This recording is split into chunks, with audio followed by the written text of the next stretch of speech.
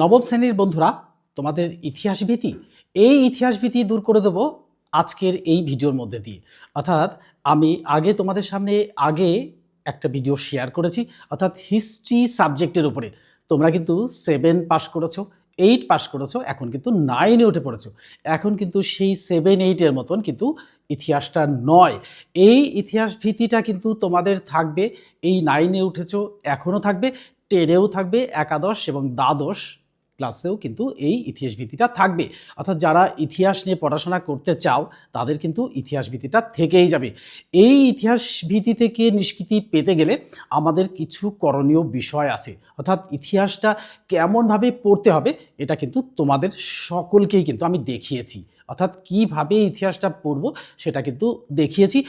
সেই দিকে কিন্তু আমি এখন আর যাচ্ছি না, কেননা আমি কিন্তু সেটা অলরেডি শেয়ার করে নিয়েছি।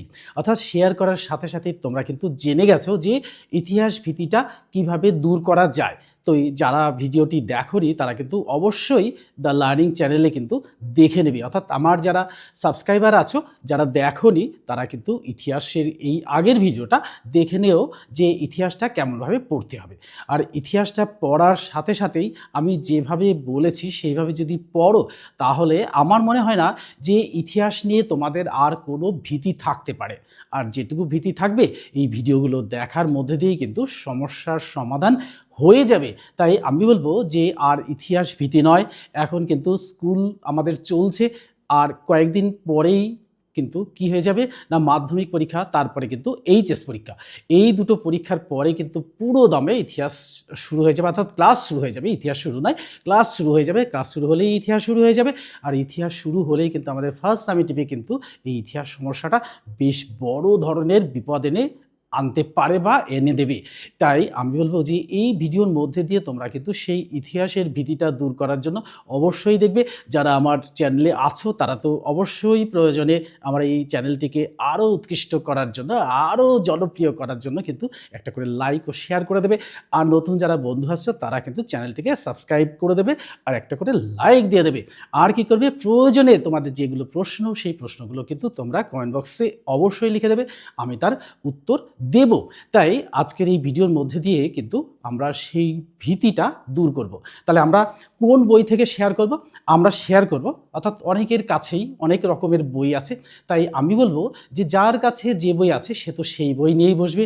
আর যাদের কাছে এই বইটা আছে, অর্থাৎ এই ছায়া প্রকাশনী ইতিহাস ও পরিবেশ, জি.কে পাহাড়ি ও ডক্টর সুভাষ বিশ্বাস, এই বইটা যদি থাকে তাহলে কিন্তু এই বইটা বের করে নিয়ে বসবে।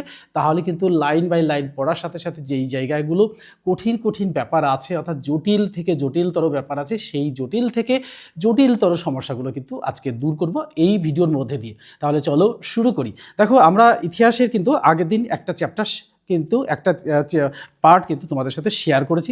শেয়ার করার সাথে সাথে সেখান থেকে যে প্রশ্নগুলো আসার মতো সেগুলো কিন্তু আমরা শেয়ার করে ফেলেছি। আজকে কিন্তু যেটুকু পড়বো তার মধ্যে থেকেই কিন্তু আমরা শেয়ার করবো। অর্থাৎ আমরা 13 পাতায় পড়েছিলাম, এবার 14 পাতা থেকে পড়া শুরু করব। এই 14 পাতা থেকে পড়া শুরু করার মধ্যেই আমরা দেখব যে অভিজাত শ্রেণী, আর এই যে অভিজাত শ্রেণী এটা কিন্তু আমরা পড়েছি। তার সঙ্গে সঙ্গে আমরা এই অভিজাত শ্রেণী আর এই তৃতীয় শ্রেণী এইখান থেকে কিন্তু আমরা শুরু করব। এইটুকু আমরা পড়েছি অলরেডি। এবার আমরা চলে যাব ঠিক 15 পাতায়, দেখো উপর দিক থেকে এই বুর্জোয়াসি, এইখান থেকে কিন্তু শেয়ার করব। এইখান থেকে শেয়ার করার সাথে সাথে যে প্রশ্নগুলো আসবে সেগুলো কিন্তু তোমাদের সাথে শেয়ার করবো উত্তর সমেত বোর্ডে লিখে। আমি কিন্তু কোশ্চেনগুলো আগে থেকে সিলেক্ট করে রেখেছি। এবার দেখো যে এই বুর্জোয়াসি অর্থাৎ বিপ্লবের, অর্থাৎ কোন বিপ্লব? এই 1789 খ্রিস্টাব্দের প্রাককালে ফরাসি সমাজ ব্যবস্থা ছিল এই বৈষম্যমূলক এবং শ্রেণী বিভক্ত। এই সমাজের যাজক, অর্থাৎ সমাজের যাজক অভিজাত সম্প্রদায় ছাড়াও অবশিষ্ট মানুষ তৃতীয় শ্রেণীর অন্তর্ভুক্ত ছিল। অর্থাৎ 3টি সম্প্রদায় বিভক্ত ছিল। এটা কিন্তু একটা প্রশ্ন, এই প্রশ্নটা কিন্তু ভেরি ইম্পর্টেন্ট। অর্থাৎ তৃতীয় শ্রেণীর অন্যতম অংশ ছিল এই মধ্যবিত্ত বা বুর্জোয়াসি, বুর্জোয়া শ্রেণী। এই বুর্জোয়ারা 3টি ভাগে বিভক্ত ছিল। এক ছিল ধনী ব্যবসায়ী, অর্থাৎ ব্যাংক মালিক, আর শিল্পপতি প্রমুখ ছিল উচ্চ বুর্জোয়া। আর্থিক সমৃদ্ধি সত্ত্বেও তারা যাজক ও অভিজাতদের মতো সামাজিক মর্যাদা পেত না। তো সমাজের উচ্চ শ্রেণীর মানুষরা যে সমাজের শ্রেণী বিভাগ করতে গিয়ে যে সুবিধাগুলো ভোগ করে তারা কিন্তু দুটো শ্রেণী ভোগ করে না। এবার দ্বিতীয় শ্রেণীতে তো শিক্ষক, চিকিৎসক, আইনজীবী প্রমুখ ছিল এই মধ্য বুর্জোয়া। আর তৃতীয় ছিল যে সমাজে দোকানদার, কৃষক, শ্রমিক, কারিগর প্রমুখ ছিল নিম্ন বুর্জোয়া। সাধারণভাবে বুর্জোয়ারা ছিল জ্ঞানী ও অর্থ সম্পদে সমৃদ্ধ। তা সত্ত্বেও কিন্তু এই বংশ কৌলিন্য না থাকায় তারা যাজক বা অভিজাতদের মতো সম্মান পেত না। তো সমাজের উচ্চ শ্রেণী কিন্তু সমস্ত সময়ে কিন্তু সমস্ত সুবিধাটা বেশি ভোগ করে, আর দুটো বর্ণ যারা ছিল তারা কিন্তু সেইটুকু ভোগ করে না, অর্থাৎ সেটুকু থেকে বঞ্চিত হয়। এটা কিন্তু তোমরা জানো বা বুঝতেই পারছো। তা সত্ত্বেও এই ছিল। আচ্ছা, সমাজতান্ত্রিক শোষণ এবং বঞ্চনার শিকার হতো, অর্থাৎ সমাজে যারা নিম্নবর্ণ তারা তো শোষিত, লাঞ্ছিত, নিপীড়িত হয়েই আসে।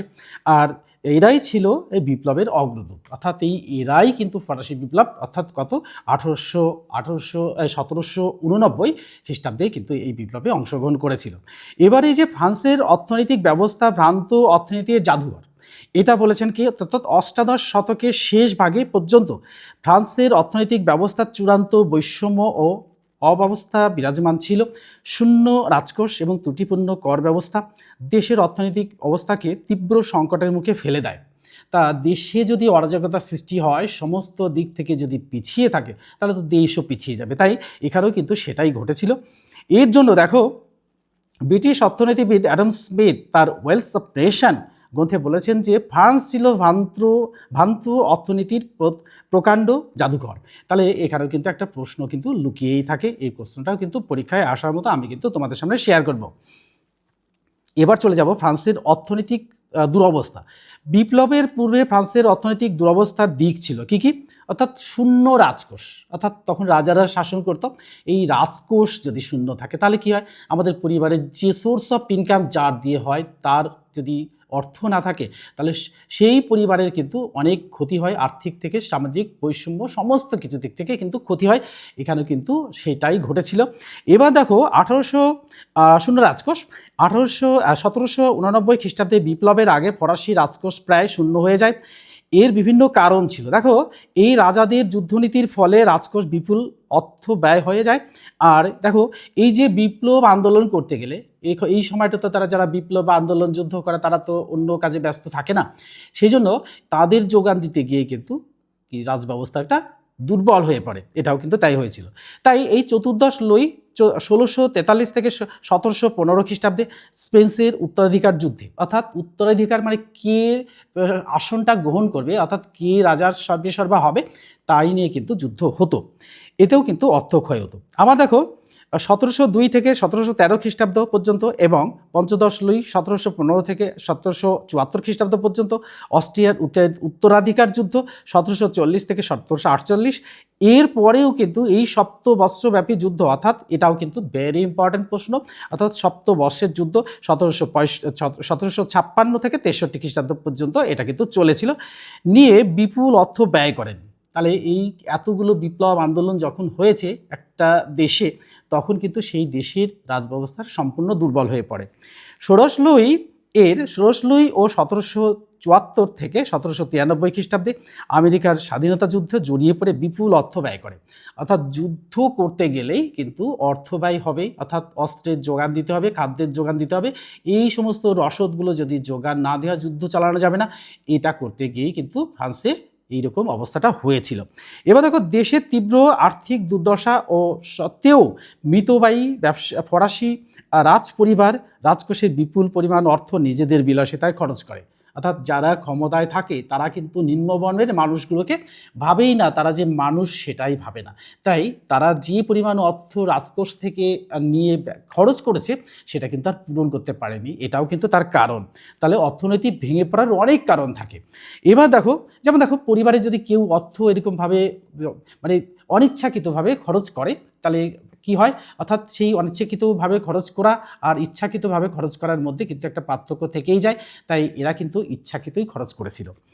এবার গুডউইন বলেছেন যে ভার্সাই এর রাজসভায় 18,000 কর্মচারী নিযুক্ত ছিল। পঞ্চদশ লুইয়ের রানীর ব্যক্তিগত চাকরের সংখ্যা ছিল 500। তাহলে তুমি ভাবতেই পারছো যে একটা মানুষের জন্য 500 জন রাজকর্মচারী। তাহলে ভাবতেই পারছো তাদের তো একটা বেতন দিতে হবে, খাদ্যর যোগান দিতে হবে, সমস্ত কিছু করতে হবে। এটা করতে কত পরিমাণ অর্থ যেতে পারে তোমাদের একটা ধারণা আছে?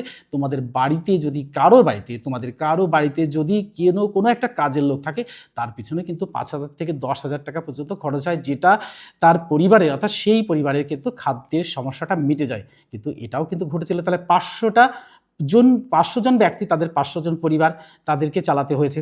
এটা করতে গিয়ে তাদের কিন্তু অবস্থাটা দুর্বল হয়ে পড়েছিল।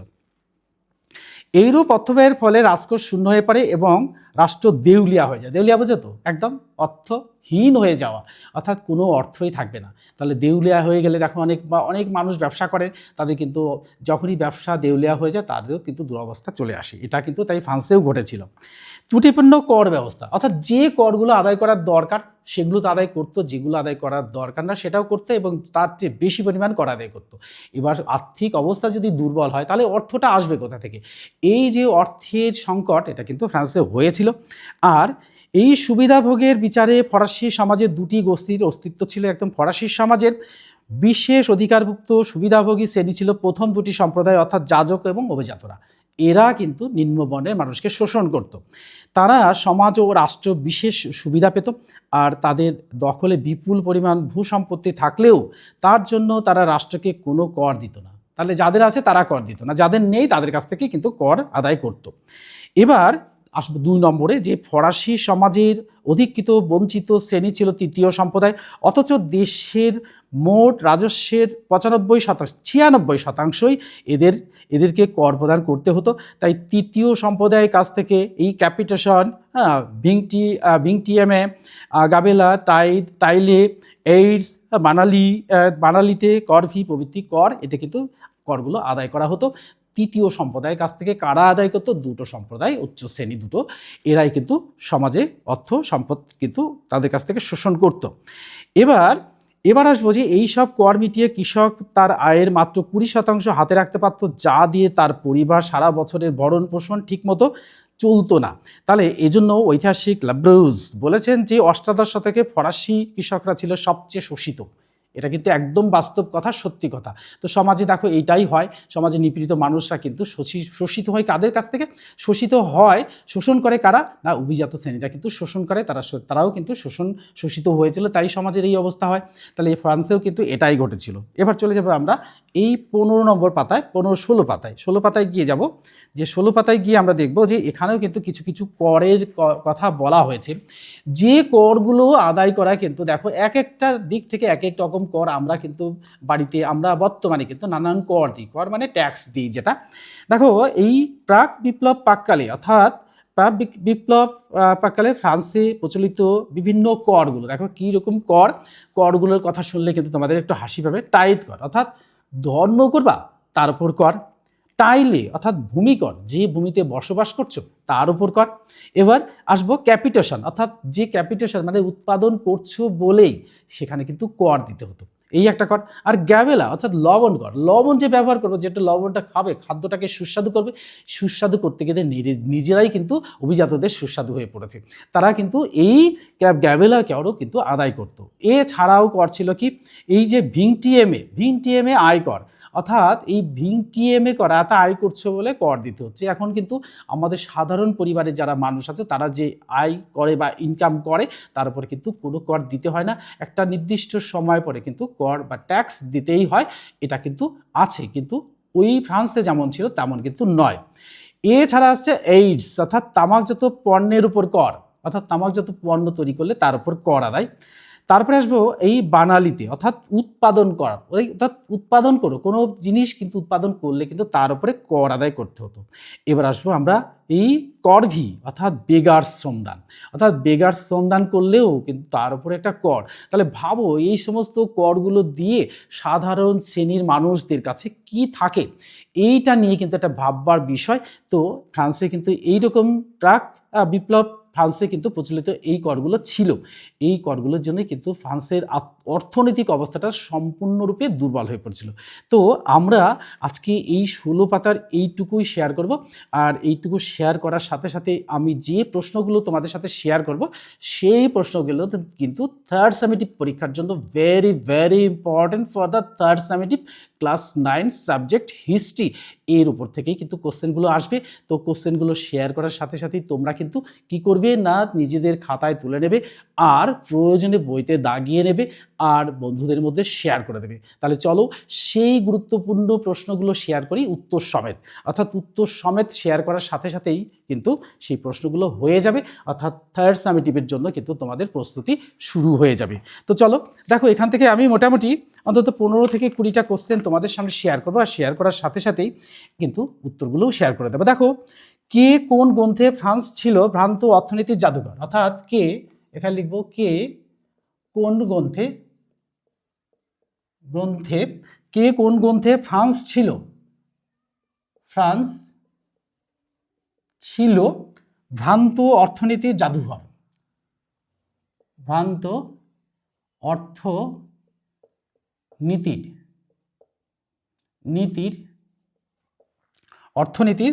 অর্থনীতির বানানটা ভুল হয়েছে, হ্যাঁ, অর্থনীতির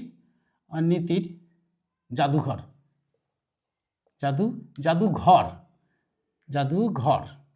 কে, অর্থাৎ কে বলেছেন, ঘর বলেছেন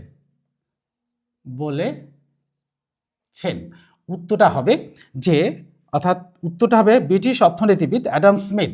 তাহলে ব্রিটিশ অর্থনীতিবিদ লিখবো অ্যাডাম স্মিথ। 1 নম্বর কোশ্চেন কিন্তু শেয়ার করা হয়ে গেল। এবার আমি শেয়ার করব সপ্তবৎসব্যাপী যুদ্ধ কত সাল থেকে কত সাল পর্যন্ত চলেছিল। তাহলে সপ্তবর্ষব্যাপী যুদ্ধ কত বছর ধরে চলেছিল। দেখো, এর উত্তরটাও কিন্তু শেয়ার করে দেবো। এটা চলেছিল দেখো কত বছর, অর্থাৎ 1756 থেকে 1763 সাল পর্যন্ত, 1763 সাল পর্যন্ত কিন্তু চলেছিল। এবার আমরা শেয়ার করব 3 নম্বর প্রশ্ন। দেখো, আমেরিকার স্বাধীনতা যুদ্ধ কত বছর চলেছিল। আমেরিকার স্বাধীনতা যুদ্ধ কত বছর চলেছিল। দেখো, এটা চলেছিল দেখো 1774 থেকে 1793 সাল। তার মানে কত, 19 বছর ধরে চলেছিল। এই 19 বছর ধরে চলেছিল। এবার আসবো আমরা 4 নম্বর প্রশ্ন। 4 নম্বর প্রশ্ন দেখো, ফরাসি বিপ্লবের জনক কে। ফরাসি বিপ্লবের জনক কে। ফরাসি বিপ্লবের জনক, এখানে উত্তরটা হয়ে যাবে রুশো। এবার আসবো আমরা 5 নম্বর প্রশ্ন। 5 নম্বর প্রশ্ন, টাইলে কি। টাইলে কি, এটা লিখব যে এটি ছিল তৃতীয় সম্প্রদায়ের ওপর, এটি উত্তরটা লিখেছি, এটি ছিল তৃতীয় সম্প্রদায়ের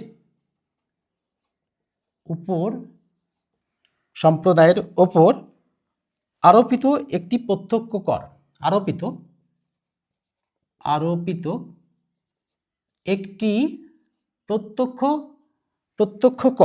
একটি প্রত্যক্ষ কর। এবার আসবো আমরা 6 নম্বর প্রশ্ন। 6 নম্বর প্রশ্ন দেখো, করভি কি। করভি কি, এটিও কিন্তু একটা প্রত্যক্ষ কর। কোথাকার, এটা ফ্রান্সের। 7 নম্বর প্রশ্ন দেখো, 7 নম্বর প্রশ্ন, ফরাসি বিপ্লবের আগে ফরাসি সমাজ কয়টি স্টেটে বিভক্ত ছিল। ফরাসি বিপ্লবের আগে, বিপ্লবের আগে, ফরাসি বিপ্লবের আগে ফরাসি সমাজ, ফরাসি সমাজ কয়টি স্টেটে বিভক্ত বিভক্ত ছিল? উত্তরটা হবে 3টি। কি কি লিখে দিই? অর্থাৎ দেখো, যথা যাজক, অভিজাত এবং সাধারণ মানুষ। যেমন যাজক, যাজক, অভিজাত ও সাধারণ মানুষ, ও সাধারণ মানুষ, সাধারণ মানুষ। এখানে কিন্তু আমরা 7টা প্রশ্ন কিন্তু শেয়ার করে নিয়েছি। এই 7টা প্রশ্ন কিন্তু তোমরা তুলে নেবে, এখান থেকে কিন্তু কোশ্চেনগুলো আসবে, এটা কিন্তু ধরে নিতেই পারো। তাই এবার কি করব, এবার বোর্ডটাকে ক্লিন করে দেবো। অর্থাৎ বোর্ডটাকে ক্লিন না করলে কিন্তু আমরা কি করতে পারবো না, বাকি প্রশ্নগুলো শেয়ার করতে পারবো না। তাই কিন্তু বোর্ডটাকে আমাদের ক্লিন করে নিতেই হচ্ছে। আর ক্লিন করার সাথে সাথেই আমি বলবো, আমার যারা সাবস্ক্রাইবার আছো তারা কি করবে, একটা করে লাইক দিয়ে দেবে আর বন্ধুদের মধ্যে শেয়ার করে দেবে। আর বন্ধুদের মধ্যে শেয়ার করে দিলেই কি হবে, বন্ধুরাও এই কোর্সেসগুলো সম্পর্কে জানতে পারবে, তারাও কিন্তু পরীক্ষায় কিছু নম্বর পাবে, অর্থাৎ থার্ড সামেটিভ পরীক্ষার জন্য তারাও কিন্তু প্রস্তুত হতে পারবে। তাই শেয়ার করার সাথে সাথেই কিন্তু তারাও জেনে যাবে। তাহলে এবার চলবো, আমরা করব হচ্ছে 8 নম্বর প্রশ্ন। 8 নম্বর প্রশ্ন দেখো, 8 নম্বর প্রশ্ন দেখো, সাম্য, মৈত্রী, স্বাধীনতা। 8 নম্বর, সাম্য, মৈত্রী, স্বাধীনতা। সাম্য, মৈত্রী, স্বাধীনতা, এই 3টি আদর্শগুলি এই 3টি আদর্শগুলি কার অবদান? এই তিনটি আদর্শ কার অবদান? দেখো, এর উত্তরটা কিন্তু এখানে শেয়ার করে দেবো। ফরাসি বিপ্লবের অবদান, অর্থাৎ এটার উত্তর হবে ফরাসি বিপ্লবের অবদান। তাহলে 8 নম্বর শেয়ার হয়ে গেল। এবার আমরা শেয়ার করব 9 নম্বর প্রশ্ন। দেখো 9 নম্বর, তৃতীয় সম্প্রদায়ের উপর আদায় করা হতো এমন 3টি করের নাম লেখো। অর্থাৎ তৃতীয় সম্প্রদায়ের উপর থেকে আদায় করা হতো এমন 3টি করের নাম লেখো। উত্তরটা এখানে শেয়ার করব। দেখো 1 নম্বর হচ্ছে করভি, 2 নম্বর হচ্ছে গাবেল,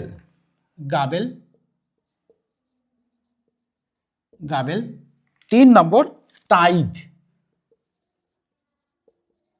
এইগুলো কিন্তু, এই করগুলো কিন্তু তাদের কাছ থেকে, অর্থাৎ তৃতীয় সন্তান, 2টো সম্প্রদায় কিন্তু তৃতীয় সম্প্রদায়ের কাছ থেকে আদায় করত। এবার আমরা শেয়ার করব 10 নম্বর প্রশ্ন। 10 নম্বর প্রশ্নের পাতাটায় চলে যায়, বা পরের পাতাতে শেয়ার করব। দেখো, ফ্রান্সে সন্ত্রাসবাদের নেতৃত্ব দেন কে? ফ্রান্সে সন্ত্রাসবাদের নেতৃত্ব দেন কে? অর্থাৎ এটার উত্তরটা হবে রোবোস্পিয়ার।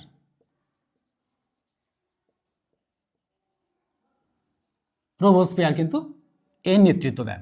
এবার আমরা শেয়ার করব 11 নম্বর কোশ্চেন। 11 নম্বর কোশ্চেন, বাস্তিল কি? বাস্তিল কি? এটা কিন্তু, এটা দেখো, বাস্তিল হচ্ছে ফ্রান্সের অভিশপ্ত দুর্গ।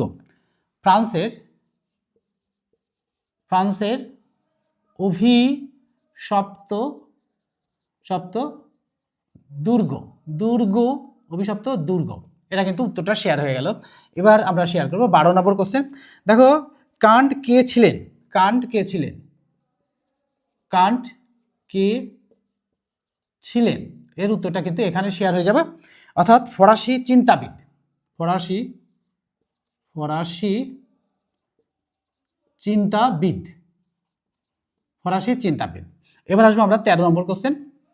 13 নম্বর কোশ্চেন দেখো, অষ্টাদশ শতকে ফরাসি কৃষকরা ছিল সবচেয়ে শোষিত। এটি কার কথা? অষ্টাদশ শতকে, অষ্টাদশ শতকে, অষ্টাদশ শতকে ফরাসি কৃষকরা, ফরাসি কৃষকরা,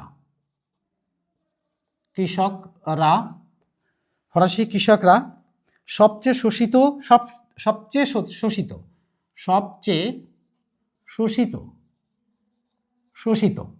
এটি কার কথা? এটি কার কথা? উত্তরটা লিখব।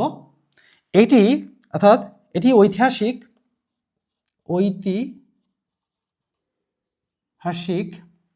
ঐতিহাসিক লাব্রুস এর কথা, লাব্রুস এর কথা।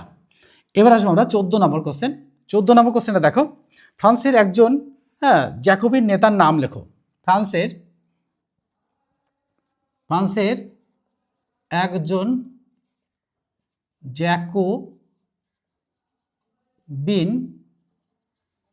নেতার নাম লেখো।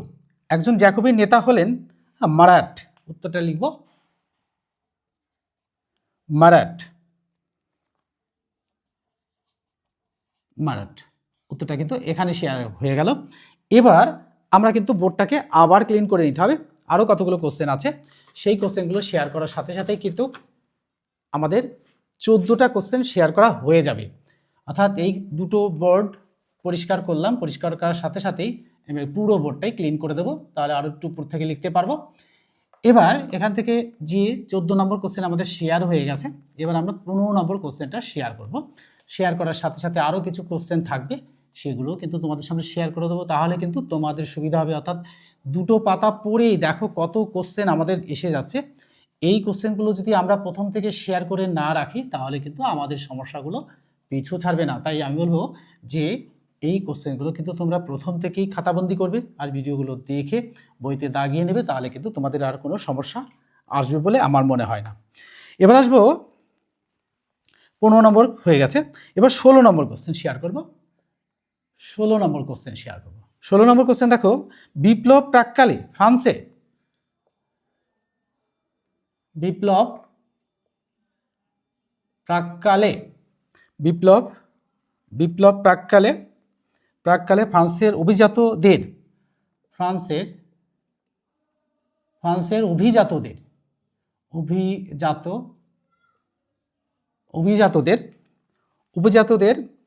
সংখ্যা কত ছিল? সংখ্যা কত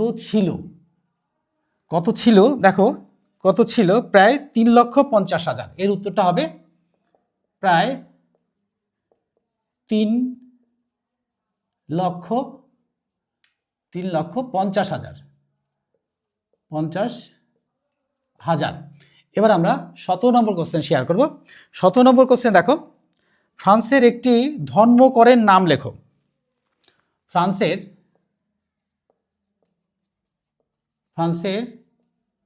একটি ধর্মকরের নাম লেখো। তাহলে ধর্মকর ছিল কি ফ্রান্সের? উত্তরটা লিখব টাইদ। এবার আসবো আমরা 18 নম্বর কোশ্চেন শেয়ার করব। 18 নম্বর কোশ্চেন দেখো, গ্যাবেল কি?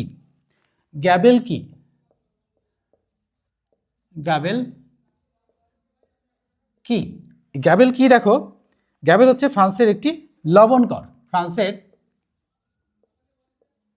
ফ্রান্সের একটি লবণকর। 19 নম্বর কোশ্চেন শেয়ার করব। 19 নম্বর কোশ্চেন দেখো, এইডস কি? এইডস কি? উত্তরটা দেখো, উত্তরটা দেখো, তামাকজাত পণ্যের উপর কর। তামাকজাত জাত পণ্যের উপর কর। 20 নম্বর কোশ্চেন দেখো, 20 নম্বর কোশ্চেন দেখো, ফ্রান্সের একটি উৎপাদন করের নাম লেখো। ফ্রান্সের ফ্রান্সের একটি ফ্রান্সের একটি উৎপাদন করের নাম লেখো।